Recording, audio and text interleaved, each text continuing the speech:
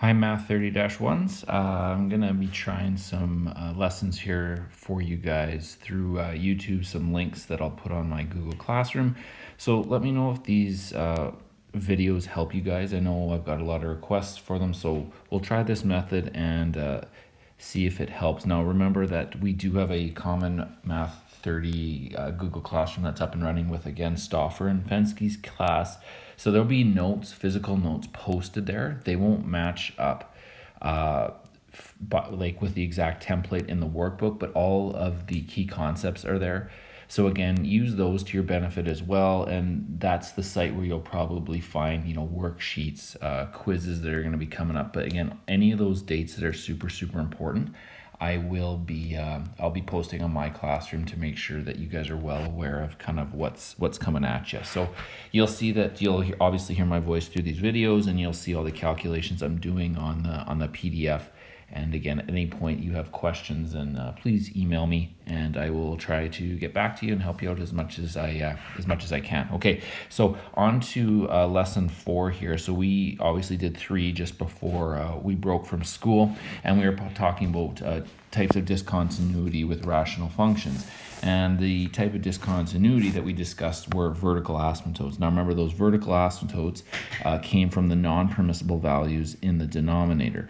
We also had horizontal asymptotes that we discussed, but those were not what we called infinite types of discontinuity. The horizontal asymptotes were determined or calculated by comparing the degree of the numerator to the degree of the denominator, and then our functions either had a horizontal asymptote at y equaling 0, which was the x-axis. There was no horizontal asymptote, or it was created by taking the leading coefficients in the numerator and denominator and creating a rational number or a fraction to determine that horizontal asymptote. Again, all of those key elements were outlined and discussed in the last lesson, so if you need a refresher on that before you move on today, then please do so. Today, a different type of discontinuity that we are going to discuss, and that's a point of discontinuity. So real simple, with this type of discontinuity, you're basically just going to see a whole or a portion of the graph missing, at one specific point or several specific points, but they're going to be coordinates where the graph does not exist, as opposed to one line that the graph approaches but doesn't ever reach, okay? So just reading through the review there, it says, if the denominator of a rational function can be made to equal 0 for a particular value of the independent variable, then this value of the variable is called the non-permissible value, okay? And again, remember that we just referred to those as our NPVs. Okay, so if you see that in any question, they ask you to calculate the NPVs. That's basically what they're asking you to find, the values that make our denominator equal 0, and then we want to stay away from them.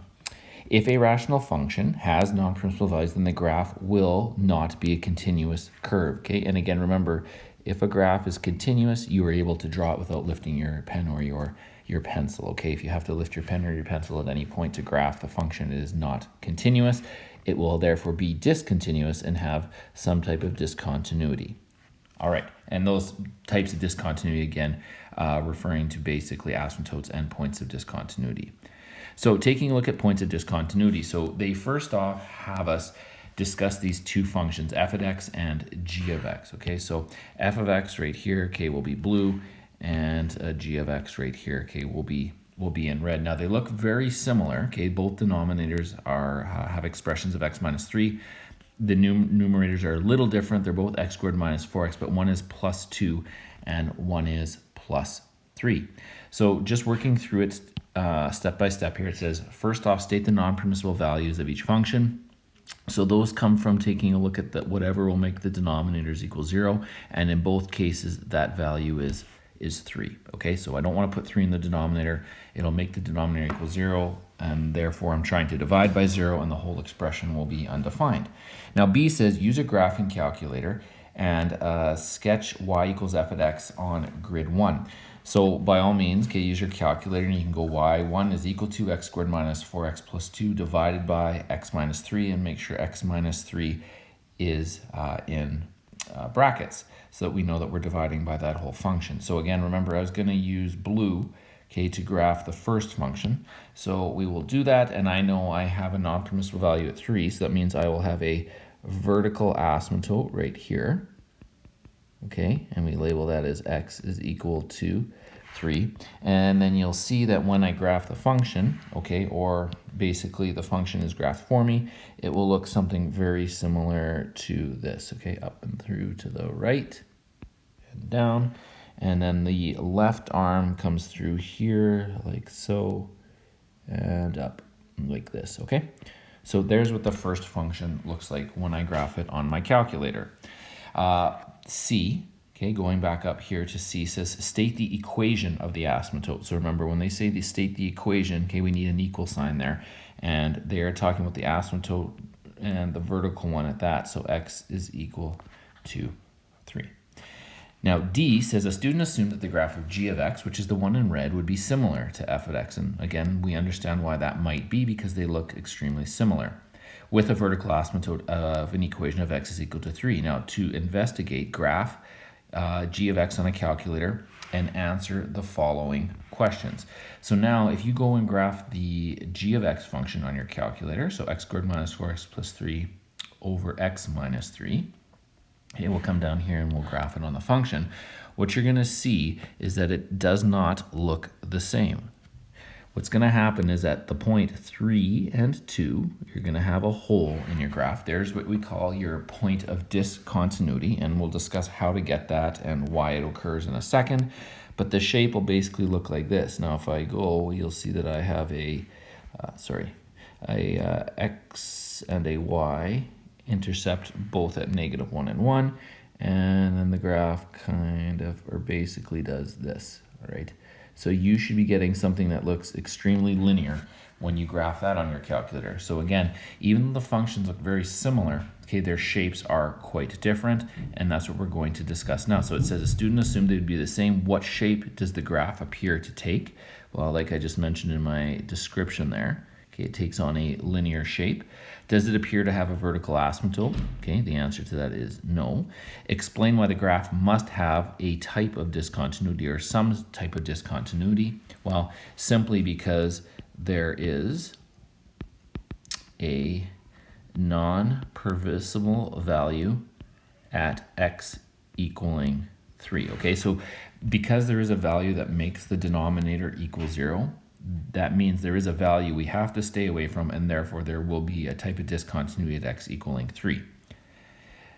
Part E says the discontinuity in the graph may be seen using zoom decimal on our graphing calculator. So that's zoom and option 4. Okay, that's why they have that in brackets there. The graph in grid 2 is referred to as a point of discontinuity, okay? And again, when you've graphed this, make sure that that point is at 3 there and 2 over, okay? So this is going to be at 3, 2, okay? Now, I'm going to show you before we move on to the next page how we get that, and then the next page will make a little more sense. When you take a look at these functions at the top, the one in blue, f of x, I can't factor the numerator, but g of x I can, okay? When I factor that numerator, again, I'm looking for two numbers that multiply to 3 and add to -4. So that's going to be x minus 3 and x minus 1, right? Those two numbers multiply to give me 3, and when I add them, they give me -4. So this function actually looks like this, right? When I factor the numerator. And what you'll notice now is that I have a common factor of x minus 3, which I can cancel out. Okay, and that leaves me with the graph of x minus 1, which, again, from Math 10, we learned that that's a linear function that has a slope of 1 and a y-intercept of -1. And if you look at the graph at the bottom, that's exactly what it looks like.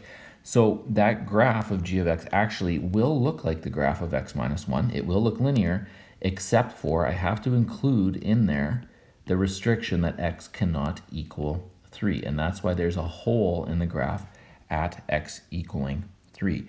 So the difference between today's lesson and the previous one with vertical asymptotes is that with vertical asymptotes, there were no factors in common between the numerator and denominator. As soon as the numerator and denominator have a factor in common that I can cancel out, we are dealing with a point of discontinuity, okay? So this x equaling 3 right here tells me the x value of where that point of discontinuity is. What I do to find the y value is I take it and put it into the simplified expression which remains, which is x minus 1. So I'll take the x value of 3, subtract 1, and you get 2. So there's the y value. So that point of discontinuity occurs at 3, 2. And that'll be a very common type question, okay, is they'll ask you for the coordinates of the point of discontinuity. So you take the non-permissible value from the denominator and substitute it into the simplified expression that remains, and you'll get the coordinates that you need. And again, we'll see that in a couple of examples here moving forward, so don't worry about that. We will see that again. And that's kind of what they have us work on right here. So it says consider the functions a of x, which is x plus 2, and b of x, which is x squared plus 3x plus 2 over x plus 1. State the domain of each function. So for the first function here, a of x, okay, the domain, since that's a linear function, okay, just a slope of 1 and a y-intercept of positive 2, nothing in the denominator, it's just going to be a very simple linear function. The domain for this will be x is an element of the real numbers, okay? And sorry, they don't ask for the ranges, just the domains. In B, okay, I'm worried about, again, the domain, so the x values. Well, this time there's an expression in the denominator that I have to be concerned with, so I simply say that x cannot be equal to -1, and then x basically can be anything else in the real number system. But it's that x can't be equal to -1 that is very important there. In B, it says use a graphing calculator to graph each function using zoom decimal. Show each basically on a separate grid. So what you'll notice with the blue graph, or a of x, is that, like I mentioned, a very simple linear equation with a y-intercept at positive 2. Okay, you can figure out the x-intercept by letting y equal 0. It will be -2, and we know the slope is 1. So again, you can graph or plot as many points as you want. You just simply go up 1 over 1. Okay, keep going up 1 over 1, or down 1 to the left. Okay, and you'll get as many points as you want. When we graph, remember, the more points that we have, okay, the more accurate our graph will be. So this graph will look something like this. And there's the graph of a of x, x plus 2. Now, when I graph b of x on my calculator, okay, it will appear to be almost identical. Okay, so unless you use the zoom decimal, you won't see the hole in the graph. So again, you have to know algebraically that you're going to be looking for this. Okay, and the way that I know that is if I take this function here, I can factor x squared plus 3x plus 2. Okay, I can graph or factor that into x plus 2 and x plus 1 all over x plus 1. Okay, and again, now you'll be able to see that they share a factor of x plus 1. Okay, and that leaves me with a graph of x plus 2. So it looks almost exactly the same as the first graph, a of x, that was x plus 2. But again, in that I have to include the restriction that x cannot equal -1. So that's the x coordinate of where the hole in the graph is going to be. So I know I'm going to have a hole in the graph at an x value of -1. I want to know where the y value of that coordinate is going to be. So I put -1 into the remaining expression of x plus 2. So it's going to be -1 plus 2, which is equal to 1. Okay, so therefore that point, or the hole in the graph, the point of discontinuity, is going to occur at an x value of -1 and a y value of 1. So you can go to -1 and 1 and simply put a hole right there. And that's where the graph is going to be. Now the rest of the graph will look exactly like x plus 2. So it's going to have a y-intercept at 2 and x-intercept at -2. Okay, and again, it'll go up 1 over 1 just like the other graph did, or down 1 to the left. So it'll look exactly the same except for that hole that is in the graph at -1 and 1 right there. Okay. So part C now, we do the explanation of what we've just calculated. Explain the difference between the two graphs. Well, b of x, which is the second function, has a point of discontinuity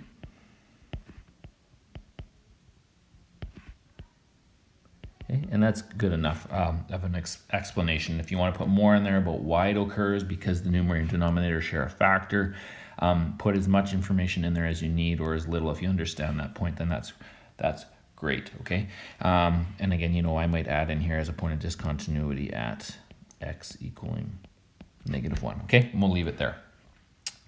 D says factor the numerator of b of x and show that it's identical except for the domain restriction. Okay, so again, they're just asking me to kind of recreate the work that I did up above beside the graph. So I'll write it out again, x squared plus 3x plus 2. And again, all over that denominator of x plus 1, okay, which becomes x plus 2, x plus 1, all over x plus 1. Okay, and again, cancel the factors of x plus 1, which leaves me with a graph that looks like x plus 2, but there is a restriction at x cannot equal -1. And there you go. Determine the coordinates. So they want the x and y values of the point of discontinuity. So that's what we did up above as well. So all we do is we take the x value that we can't use, which is -1, and substitute it back into the remaining or simplified expression. Okay. So again, when we do that, and either you can just draw an arrow up above, but the point of discontinuity, okay, is equal to the x value of -1 and the y value of 1.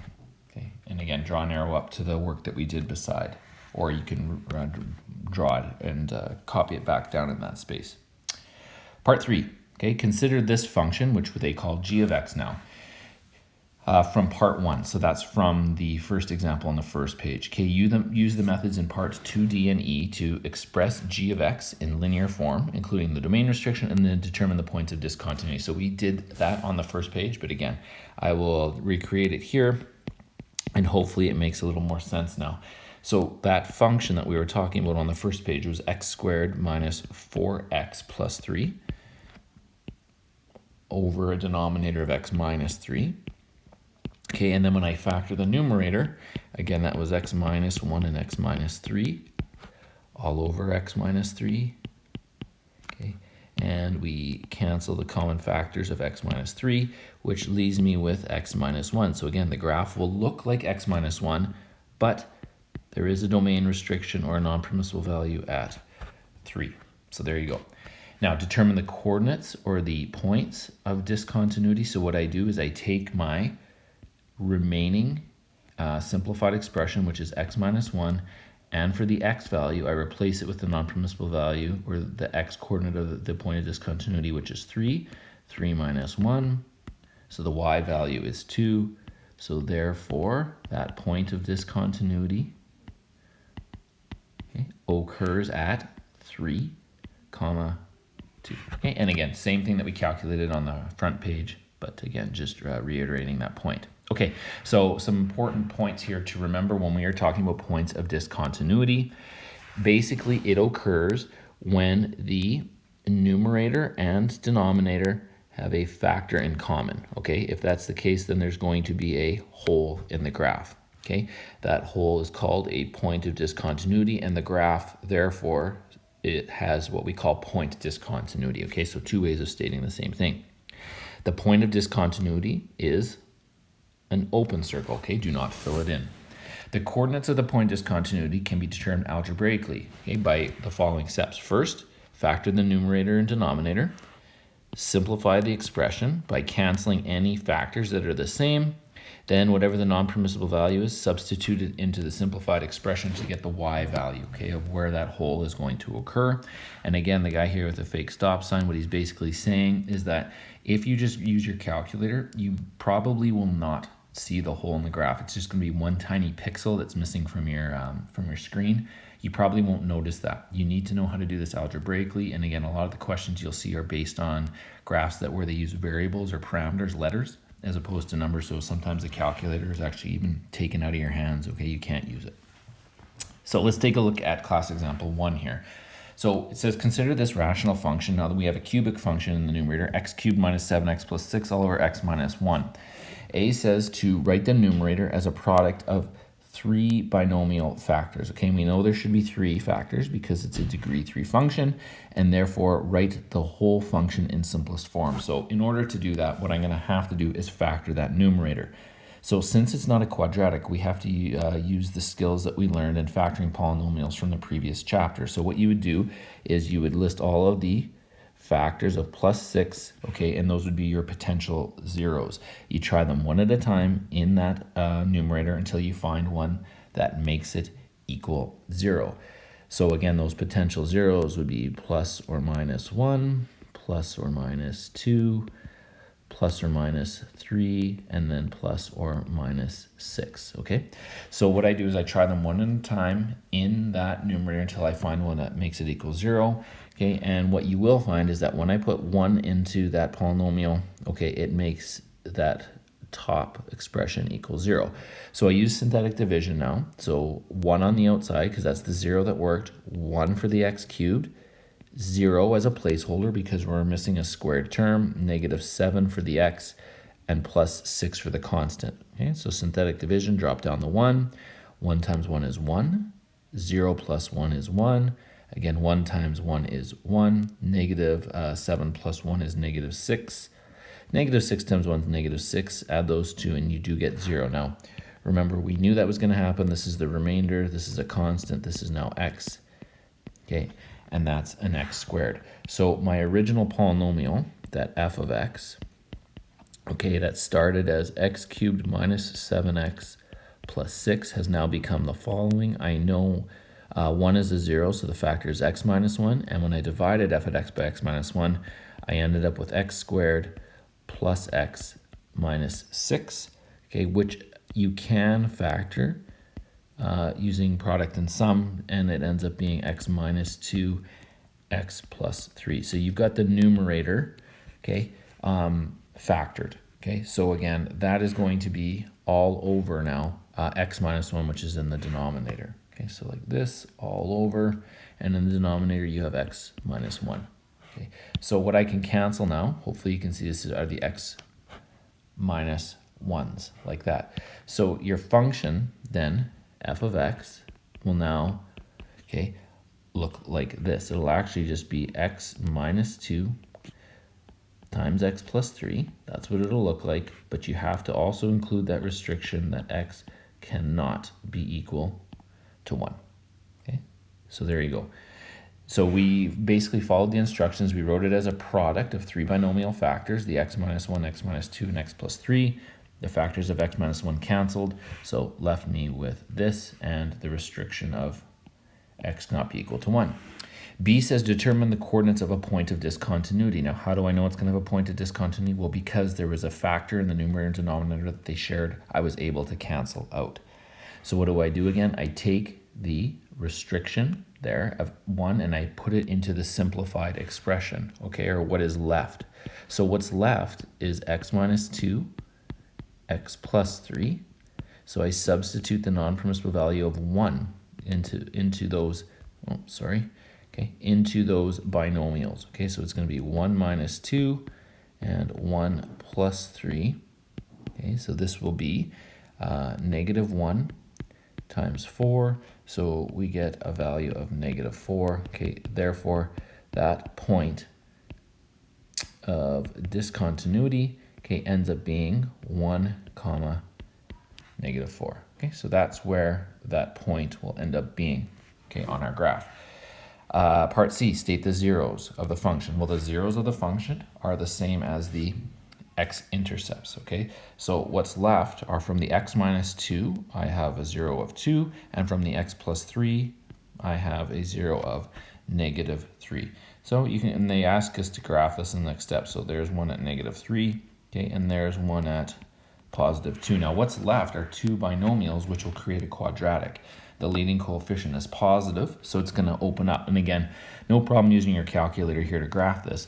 So it will look like this parabola, right? It'll open up, go down like so, turn, and come up. Now that's what the parabola will look like, but don't forget, there is now going to be a hole in this graph at 1, -4. So if you go to 1 and -4, okay, there should be a hole in the graph right about there. Okay, 1 and -4. So there is where the point of discontinuity, okay, occurs. So a parabola that opens up with a hole in it at 1, -4, and that is all. Okay, turn to the last page. Okay, so on the last page, again, another rational function. In the numerator, you can see we got quite a polynomial to deal with, and the same thing in the denominator. So basically algebraically determine the equation of the straight line. So what they're telling you there is it's going to end up being what's going to look like a linear function. In order to get to that, we're going to have to do quite a bit of factoring here. So write small. Okay, we're going to be using a lot of this space and drawing graphs and talking about non-permissible values here. So in order to do that, what we're going to have to do is we're going to have to deal with the numerator separately from the denominator. So we'll deal with the numerator first, okay? So the numerator, when you take a look at it, is a degree 3. Okay, it's not a quadratic, so we can't factor it just using decomposition. And the leading coefficient is not 1, okay, it's 2. So again, in order to talk about that, what we have to do is we would have to list all the potential zeros, right? So all the potential zeros, okay, of that function, okay, which would be all of the factors of negative 15 over all the factors of 2. So you're going to have plus or minus 1, plus or minus 3, plus or minus 5, plus or minus 15, okay, all over the factors of the leading coefficient of 2, which are plus or minus 1 and plus or minus 2. Okay, you're going to try all, those values one at a time until you find one that makes that numerator equal 0. Okay, and again, it's when you do that, okay, you're going to find that negative 1 makes that numerator equal 0. So I know that I can do synthetic division now on that trinomial. And when I do that, it'll take it down to a quadratic, which will be easier to deal with. So inside the synthetic division, I have a 2 for the cubed, a 1 for the squared, negative 16 for the x term, and negative 15 for the constant. Okay, so drop down the 2. Negative 1 times 2 is negative 2. Add those together, you get negative 1. Negative 1 times negative 1 is 1. Add those together, you get negative 15. Negative 15 times negative 1 is 15. And there is our remainder of 0, which we knew should happen again. So remainder, constant, x, and x squared. Okay, so that numerator, again, that started as 2x cubed plus x squared minus 16x minus 15 has now become the following. Okay, I figured out that negative 1 goes into that polynomial, so the factor would be x plus 1. And when I divided the polynomial by x plus 1, I now ended up with, oops, I don't know how that happened, sorry. Okay, I end up with 2x squared minus x minus 15. Okay, so that remaining quadratic you're going to factor by decomposition. Okay, and when you do that, or factor by decomposition, you will see the two factors there are 2x plus 5 and x minus 3. Okay, so you have now factored the numerator. We now have to discuss the denominator. Okay, we want both numerator and denominator in factored form to see if they share any common factors. Now the denominator is a little easier. It is just a quadratic. Okay, that needs to be factored by decomposition. So remember, when we do that, we keep the first term the same, the 2x squared, the last term the same, the plus 5. Okay, and we're going to replace that middle term with two numbers that add to give me 10, but add to 7. So that's going to be a positive 2x and a positive 5x. Okay, so from the first two terms, okay, I can factor out a 2x, and that'll leave me with x plus 1. From the next two terms, I can factor out a positive 5, leaving me also with x plus 1. So that quadratic, when fully factored, is x plus 1 and 2x plus 5. Okay, so now I have numerator and denominator in fully factored form. So just on the side here, here's what I can do. Okay, I can rewrite it in the following. The numerator will be x plus 1, 2x plus 5, and x minus 3. Okay. The denominator that we just factored, okay, is x plus 1 and 2x plus 5. So this time, when you compare the numerator and denominator, there are two factors that cancel out. X plus 1s cancel out, as well as the 2x plus 5. So what does that mean? That means I'm going to have 2 points of discontinuity, one hole in the graph for each factor that I canceled out. So that function that looked very confusing at first actually ends up just looking like x minus 3. It's going to look like a straight line that has a slope of 1 and a y-intercept of negative 3. But again, it's going to have two holes in it, at -1 and -5/2. Okay, those two restrictions come from the two binomials in the denominator. Okay, so there's what the function f of x looks like. It's going to look like the graph of x minus 3 with two holes in it at -1 and -5/2. B says determine the coordinates for the points of discontinuity.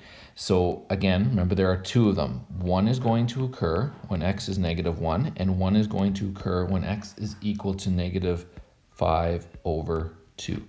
So I have two holes in the graph to figure out the coordinates. So what I do, remember, is I take those x values and substitute them in the remaining expression for the function. So the remaining expression for the function, okay, is x minus 3, right? That's what the remaining graph looks like. So I simply take -1 minus 3, that's -4, okay? So that point then is -1, -4. There's the first point of discontinuity.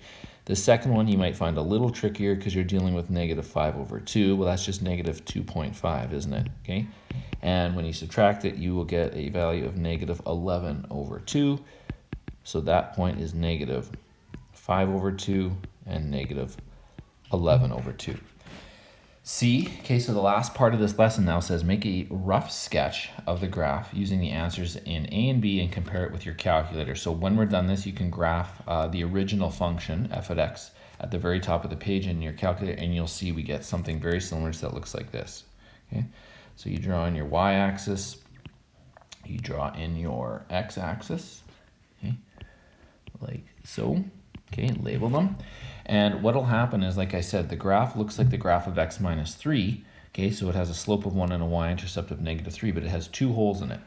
So what you would want to do in this case is find the x and the y-intercepts. Okay, so you'll know that the x-intercept is at -3 right here. Okay, and calculate the x-intercept. Okay, right there, which is 3.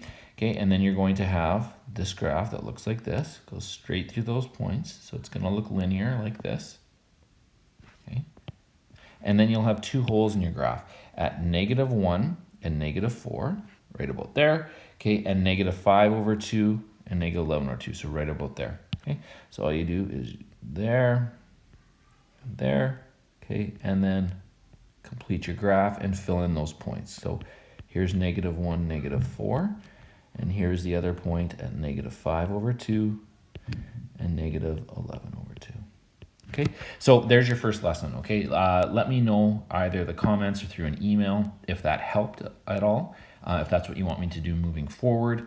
And yeah, I will have more lessons this week and a better plan moving forward. So I hope you guys are doing okay, staying healthy, and